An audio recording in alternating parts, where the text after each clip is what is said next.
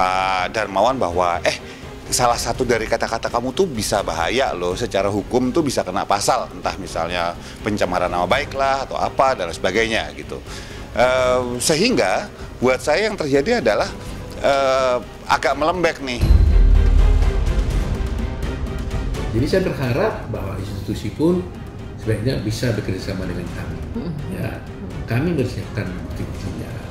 Ya, kalau bukti-bukti kami ini tidak relevan, tidak kuat, ya tolak aja, nggak apa-apa, disingkirkan. Tapi kasih pintu dong untuk kami bisa menjelaskannya.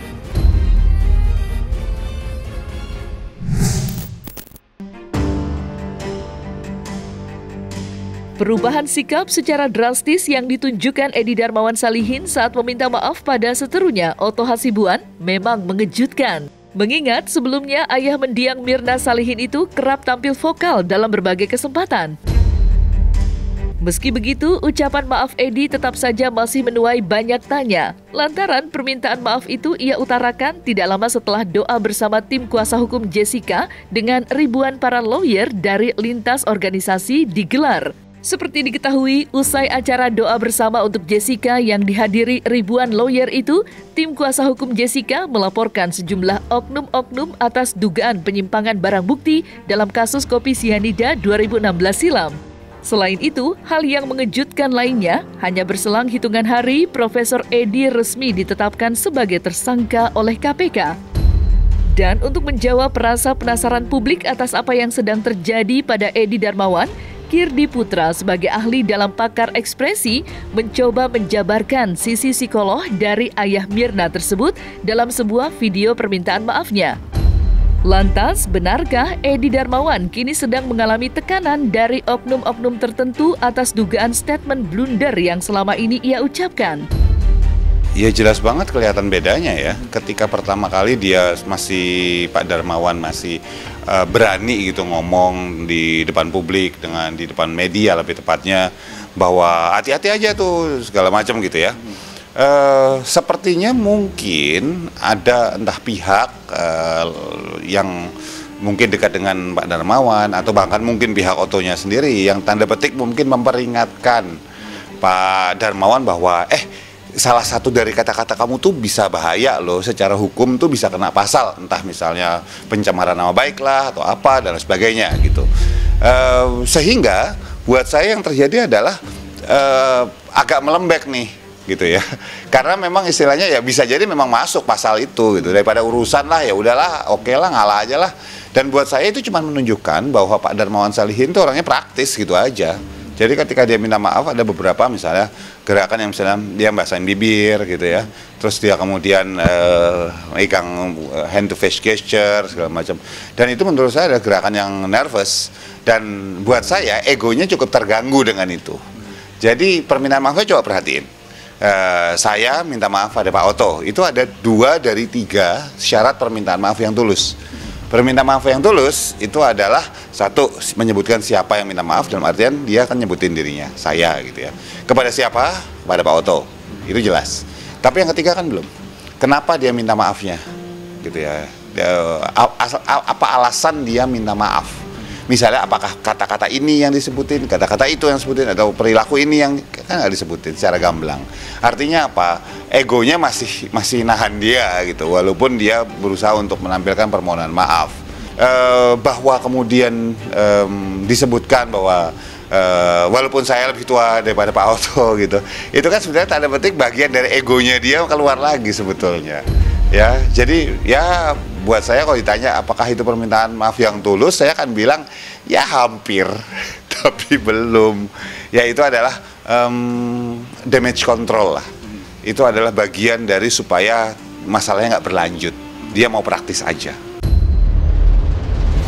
Menanggapi permintaan maaf Edy Darmawan, Otto secara terang-terangan mengaku tidak terlalu memperdulikan hal tersebut.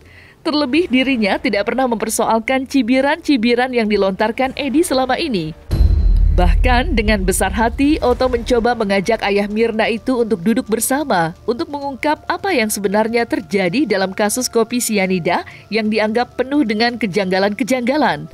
Lalu, apa alasan Otto Hasibuan enggan mempermasalahkan berbagai tudingan miring yang dilayangkan Edy Darmawan?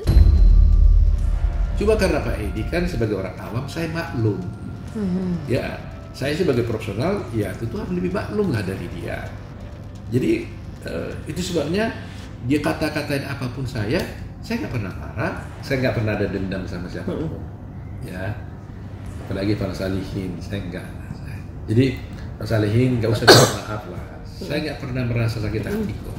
Ya, saya sudah di pledoi saya sudah sampaikan itu. Saya katakan di pledoi saya, meskipun Pak Salihin mengata-katai saya, menghina saya, bahkan menyebut nama saya Otong gitu, saya katakan saya tidak apa-apa. Saya sudah sampaikan di pledoi 7 tahun yang lalu. Iya. Ya 7 tahun lalu. Jadi bukan sekarang aja saya bilang begitu. 7 tahun yang lalu pun sudah saya bilang begitu. Jadi saya berharap bahwa institusi pun sebaiknya bisa bekerja sama dengan kami. Ya, kami bersiapkan bukti-buktinya. Ya, kalau bukti-bukti kami ini tidak relevan, tidak kuat, ya tolak aja, nggak apa-apa, disingkirkan. Tapi kasih pintu dong untuk kami bisa menjelaskannya. Saya katakan Pak Salihin, saya nggak pernah dendam sama Anda. Oke, tetap itu ya Pak. Saya tidak pernah marah. Harapan saya, kalau boleh, kita duduk bersama. Kita runding bersama. Mau nggak mendengarkan keterangan saya? Bahwa ada bukti-bukti yang saya peroleh, bahwa ternyata itu bukan matinya Mirna itu bukan karena saya tidak. Coba dengar dulu lah, buka pintu hatimu, buka pintu pikiranmu. Kalau ini kamu bisa dengar dan kamu bisa terima, kan urusannya selesai. Nggak perlu ada proses hukum kan? Ya kan tidak perlu. Jangan Pak Edi menutup pintu. Ada kemungkinan lain daripada itu. Semuanya manusia ini sih bisa hilaf. Saya aja bisa hilaf tadi, sampai minta maaf juga. Polisi juga bisa hilaf, hakim bisa hilaf. Tapi kita tetap cari kebenaran. Gitu. Jadi kalau boleh pesan saya Pak Salihin, udah duduk sama-sama aja. Kita pecahkan kasus ini bersama-sama. Kalau Pak Edi juga tetap ngotot mengatakan Jessica bersalah tanpa membuka pintu di hati dan tidak mau melihat fakta sebenarnya, Pak Edi juga bisa hatinya jadi susah. Nggak tentram kita kalau begitu kan. Kalau saya firm, saya yakin betul tidak bersalah Jessica-nya, makanya saya tenang gitu. Saya tidak merasa ragu. Tapi Pak Edi kan bisa jadi gundah kan, kalau merasa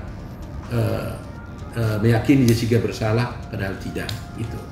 Jadi ya belum terlambat, saya kira bisa kita duduk bersama, kita pecahkan bersama-sama kasus ini.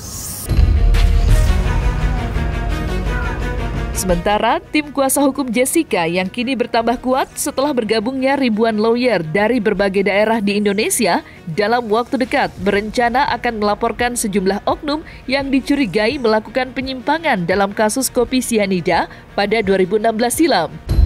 Dilaporkannya beberapa orang oknum diakui Otto sebagai tindakan keterpaksaan yang harus mereka lakukan demi menemukan novum baru untuk kembali mengajukan PK ke Mahkamah Agung. Lantas mengapa Edi Darmawan begitu tidak ingin ada pergerakan tersebut? Apa sebenarnya yang sedang dijaga atau malah ditutupi Edi Darmawan? Otto kan mau PK nih. Saya mau kasih bekal sama Pak Otto supaya dibawa ke PK itu. Ya kalau bisa, toh Mirna udah nggak ada, ya saya nggak terlalu pusing Pak Otto berhasil atau tidak, karena hukum di Indonesia ini jangan Pak Otto sampai rusakkan di negara kita ini hukum yang sudah begini bagus berjalan, itu dibuat cedera oleh sesuatu yang hanya karena Netflix. Nah, Netflix itu nggak benar. Ya, jadi saya rasa Pak Otto ngerti lah. Jadi saya mohon maaf lah Pak Otto. Ya, cuma Pak Otto harus dengar omongan saya itu. Saya lebih tua dari Pak Otto. Karena Jessica Wongso ini klien Pak Otto, izin Pak Otto, dia sudah inkrah di pengadilan negeri dari tingkatannya sampai 5x3 hakim, semuanya no dissenting opinion. Menjadi 15 hakim, yang terakhir itu Pak Artijo Alkostar yang melihat itu, dengan gamblangnya dia menjelaskan apa yang terjadi, ya, sama Kapolri kita yang lama. Jadi Ini kita cari-cari sesuatu yang nggak ada gunanya. Memang si Jessica itu bunuh anak saya, Pak Oto. Izin, Pak Oto. Maafin saya kalau saya salah bicara. Harus saya dapatkan bukti itu. Nah, untuk mendapatkan bukti ini, terpaksa ini saya katakan, terpaksa kita mungkin harus melaporkan orang-orang tertentu. Oh. Ingat itu, terpaksa. Iya. Bukan keinginan kita untuk lapor-lapor. Kita nggak ada keinginan dendam. Terpaksa untuk mendapatkan bukti bahwa itu adalah fake, gitu, palsu. Gitu, Pak. Gitu loh. Ya kan? Kalau pokoknya ada ahli kita mengatakan itu dia bisa buktikan CCTV-nya rekayasa, ya tentunya yang merekayasa kan harus diperiksa. Sehingga dengan kalau terbukti rekayasa, sedangkan CCTV itu oleh hakim dipakai sebagai dasar untuk menghukum Jessica, berarti kan ada kemungkinan dia bebas dong. Kalau ternyata kita bisa buktikan bahwa CCTV-nya itu adalah rekayasa, gitu loh. Kedua, umpamanya otopsi, ada yang menghalang-halangi untuk tidak dilakukan otopsi. Dengan tujuan apa? Kalau terbukti itu dengan tujuan supaya tidak terbukti sebab kematiannya Mirna, nah ini kan juga salah satu bukti juga yang sempurna kan? Ternyata tidak diotopsi itu adalah dengan tujuan sebab kematiannya Mirna menjadi tidak terbukti. Nah ini kan suatu novum juga gitu.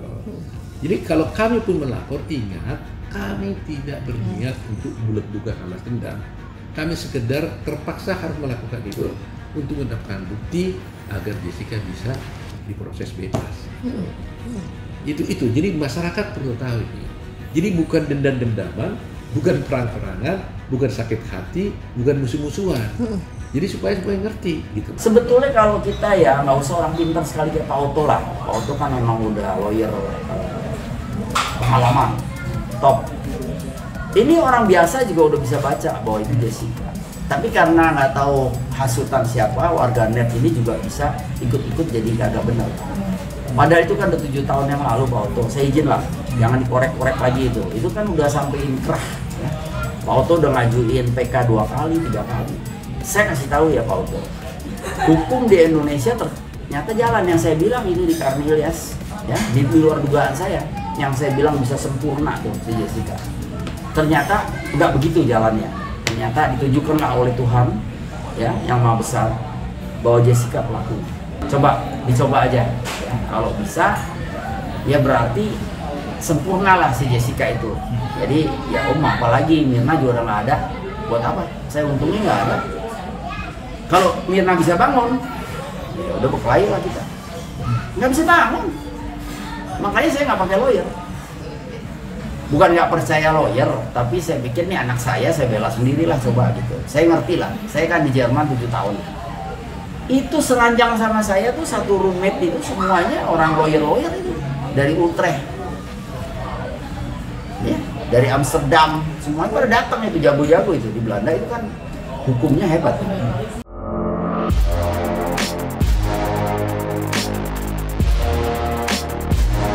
Nah, selesai sudah Cumi Lovers? Saksikan terus Cumi Camp In-Depth, kabar lengkap, mendalam, dan akurat dari narasumber terpercaya. Dan jangan lupa untuk like, subscribe, dan juga share channel YouTube Cumi Cumi.